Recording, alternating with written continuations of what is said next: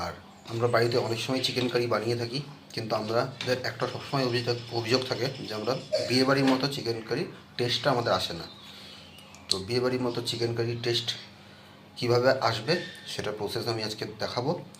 তো বিয়েবাড়ি স্টাইলে চিকেন কারি করার জন্য আমরা কিন্তু ওভেনে কড়াই চাপিয়ে দিয়েছি। আর এখন প্রথমে দিয়ে নেব সরষের তেল। অ্যাকচুয়ালি সরষের তেল দিলে টেস্টটা কিন্তু একটু খুব ভালো আসে ভাই, তাই চেষ্টা করবেন সাদা তেলের পরিবর্তে সরষের তেল দিয়ে রান্নাটা করে নেওয়ার। আর তেলটা গরম হলে আমরা এখানে ডাইরেক্ট চিকেনগুলো কিন্তু ভেজে নেব প্রথমে। আর তেল গরম হয়ে গেছে, আমরা চিকেনগুলো এখন দিয়ে নিব। আর বন্ধুরা একটা কথা মনে রাখবেন, চিকেনগুলো কিন্তু ভাজবেন যেহেতু সেটা হাই ফ্লেমে ভাজবেন।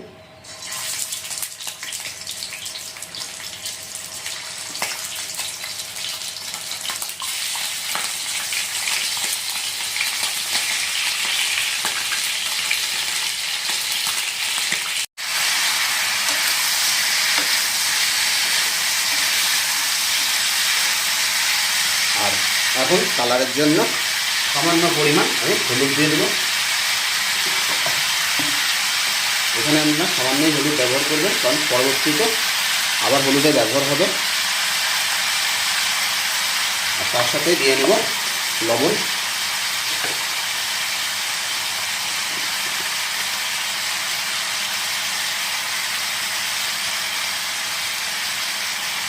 আবার বলছি বন্ধুরা, চিকেনটা কিন্তু হাই ফ্লেমে ভাজবেন, নাহলে চিকেনটা থেকে কিন্তু জল ছেড়ে দেবে অনেক বেশি। আর এই অবস্থায় আমাদের 40% চিকেনটা কুক করে নিতে লাগবে। যেটাতে আপনাদের সময় লাগবে আনুমানিক 8 থেকে 9 মিনিট।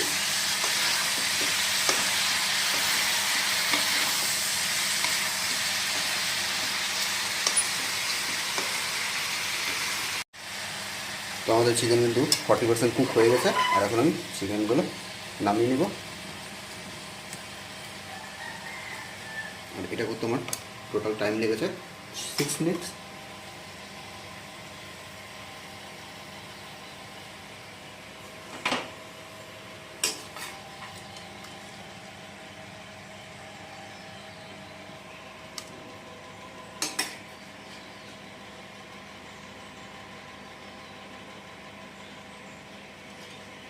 তেলেই এখন আমরা দিয়ে নেব 2টা তেজপাতা, 2টা শুকনো লঙ্কা আর 1 চামচ জিরে।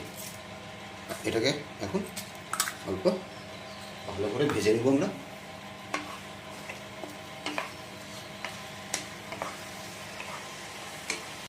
আর এখন এর মধ্যে দিয়ে নেব 2টা বড় সাইজের পেঁয়াজ, আমি আগে থেকে বেটে রেখেছিলাম সেই পেঁয়াজ বাটাটা। এবার ভালো করে ভেজে নেব আমি।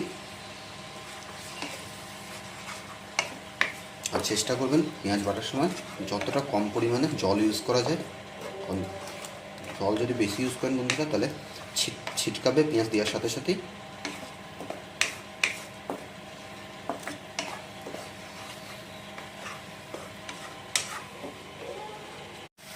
আর পেঁয়াজ কিন্তু ভালো করে দেখুন ভাজা হয়ে গেছে, ময়েশ্চারটা পেঁয়াজের সম্পূর্ণ বেরিয়ে গেছে। আর এই অবস্থায় আমি দিয়ে দেব 1.5 চামচ আদা বাটা। আর এটা এখন পেঁয়াজের সাথে ততক্ষণ আমি ভাজবো যতক্ষণ না আদার কাঁচা গন্ধটা চলে যায়।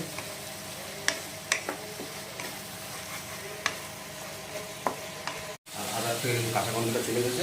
আর দেখুন পেস্টটা কত স্মুথ হয়ে গেছে, পেস্টটা থেকে তেলও কিন্তু ছেড়ে দিচ্ছে। আর এখন দিয়ে দেবো কিছু গুঁড়া মশলা। প্রথমে দিয়ে নেব 1 চামচ হলুদ গুঁড়ো, তারপর দিয়ে নেব 2 চামচ ধনে গুঁড়ো,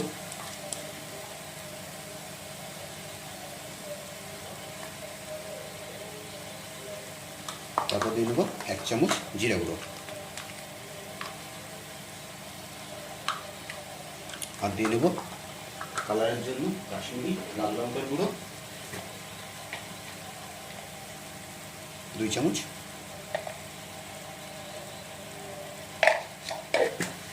আর এখন সমস্ত গুঁড়ো মশলা একবার ভালো করে মিক্স করে নেব। আর এখন সামান্য জল দিয়ে দেবো যাতে মশলা জ্বলে না যায়। এখন মশলাটা ভালো করে একবার কষিয়ে নেব আমি।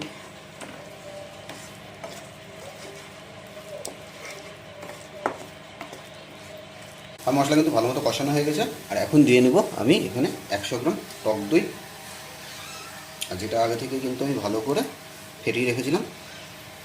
আর টক দই দেওয়ার সময় বন্ধুরা গ্যাসের ফ্লেমটা একবারে লো করে দেবেন, নাহলে দইটা কিন্তু ফেটে যাওয়ার একটা সম্ভাবনা থাকবে।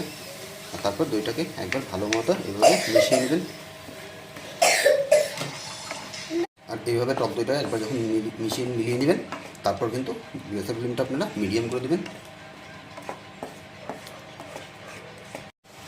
আর দেখুন এই অবস্থায় যখন দই থেকে তেলটা ছেড়ে দেবে, তখন আমরা দিয়ে নেব রসুন আর লঙ্কা বাটা।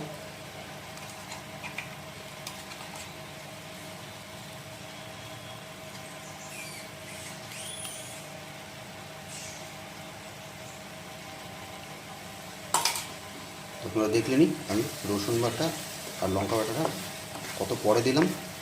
এইভাবে যদি আপনারা প্রতিটা স্টেপ ফলো করে রান্নাটা করবেন বাড়িতে, তাহলে কিন্তু একদম বিয়েবাড়ির মতো টেস্টটা আসবে।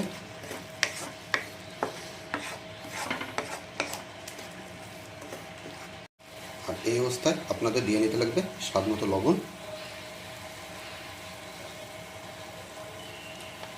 আর যেহেতু টক দই আমরা দিয়েছিলাম, তাই স্বাদটাকে ব্যালেন্স করার জন্য দিয়ে নেব চিনি। খুব বেশি চিনি দেওয়ার দরকার নেই, সামান্য পরিমাণ দিলেই হবে। এখন চিনি আর লবণটাকে ভালো করে গ্রেভির সাথে মিক্স করে নেব। আমাদের বিয়েবাড়ি স্টাইলে চিকেন কারি গ্রেভি কিন্তু একদম রেডি হয়ে গেছে। আর এখন দিয়ে নেব চিকেনগুলো।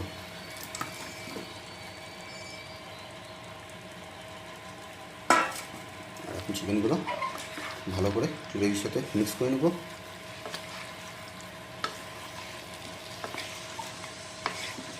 আর আপনারা চিকেনগুলো দেওয়ার সাথে সাথে কিন্তু বন্ধুরা জল দেবেন না, এইভাবে মিক্স করে মিনিট 5 টাইম নেবেন। আর আমাদের চিকেনটা কিন্তু গ্রেভির সাথে ভালো মতো মিশানো হয়ে গেছে। আর এখন এই অবস্থায় আমি 5 মিনিটের জন্য এটা ঢেকে রেখে দেবো।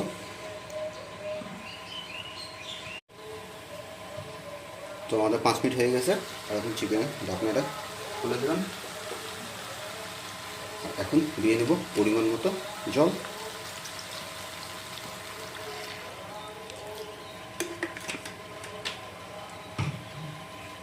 জল দিয়ে একবার ভালো করে চিকেনটা নেড়ে দেবো।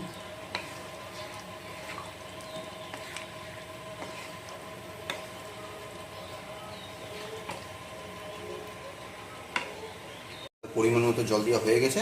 আর এখন আমরা চিকেনটাকে 10 মিনিটের জন্য ঢাকা দিয়ে দেবো। আর এই সময় গ্যাসের ফ্লেমটা অবশ্যই মিডিয়াম রাখবেন। তো বন্ধুরা, আমাদের কিন্তু মাংস মোটামুটি অলরেডি সেদ্ধ হয়ে গেছে। আর এখন এই রান্নাটা ফিনিশ করব আমি গুঁড়ো গরম মশলা দিয়ে।